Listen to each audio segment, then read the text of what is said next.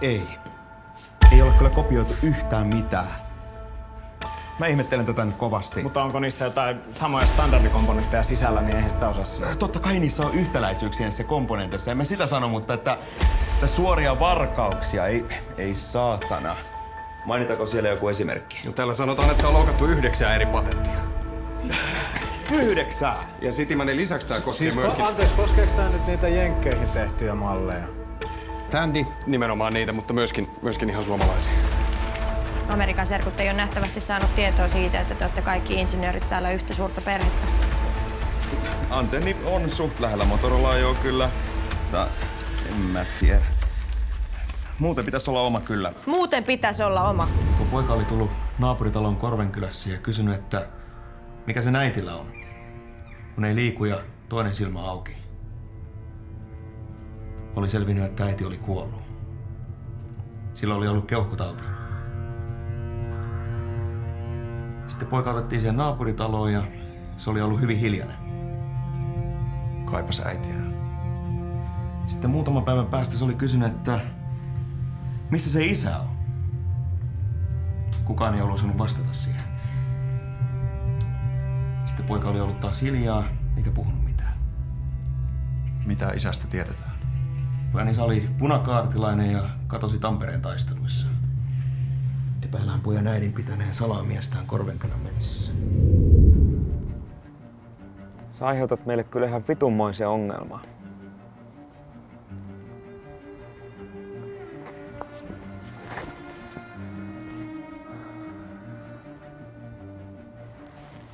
Sori. Mihin pestiin nyt laittaa? Kylmäkäksi. Vitut. Sä kuulut paistoa tai luukulle. Vaikka sulla on kyllä vielä paljon opittavaa. Sä oot kömpelö ja vitu huono misaaja. Mun pitäisi jäädä vielä treenaa tänne. Eikö lähtee muulle maailmalle munaamaan ittees. Haluaisin. Jos sä haluaisit, mutta kyllähän mä nyt kuulen, että sä vaan uhraudut, niin ei puhuta sit. Puhutaan sitten huomenna.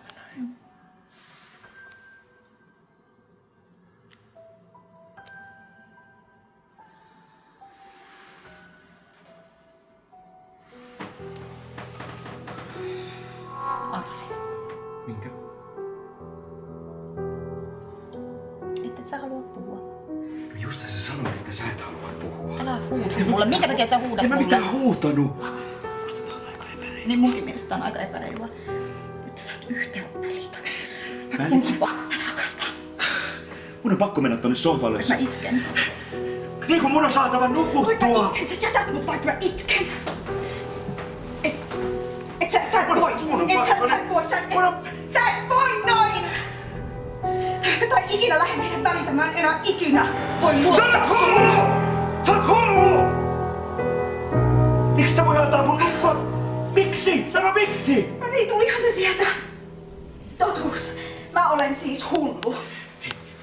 Kello on 2 yöllä. Mulla soi herätyskello 6. Miksi et sä voi antaa mun nukkua 4 tuntia? Sen kun lyöt. En mä oo mitään lyömässä! Mikä ei palaa ehjäksi enää. Sä näet mut nyt viimeisen kerran.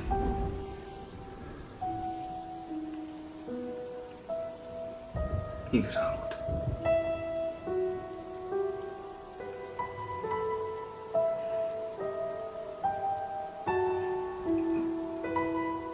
Jos sä niin haluat. Lassi, sä sanoit just, että me ollaan kopioitu Motorolaa. Enkä sanonut, että ollaan purettu niiden puhelin. Sä voit sanoa, että ollaan purettu, niinhän kaikki tekee, se on alan tapa. Mutta sit sun täytyy tähdentää, että kopioitu ei olla. Ja sehän on totta. En mä kerennyt, kun ne tulee puhumaan. Ei, nyt kuuntelet, mitä ne kysyy. Etkä puhu yhtään sanaa englantia, vaan annat ton tulkin tulkata. Selvä? Joo. Hyvä. Have you copied the circuit boards or other design solutions? Ei tää ala toimi niin kuin te kuvittelette. This industry doesn't work the way you think. Täällä ihmiset vaihtaa ideoita, keksii ratkaisuja, omaperäisiä ratkaisuja. Original solution.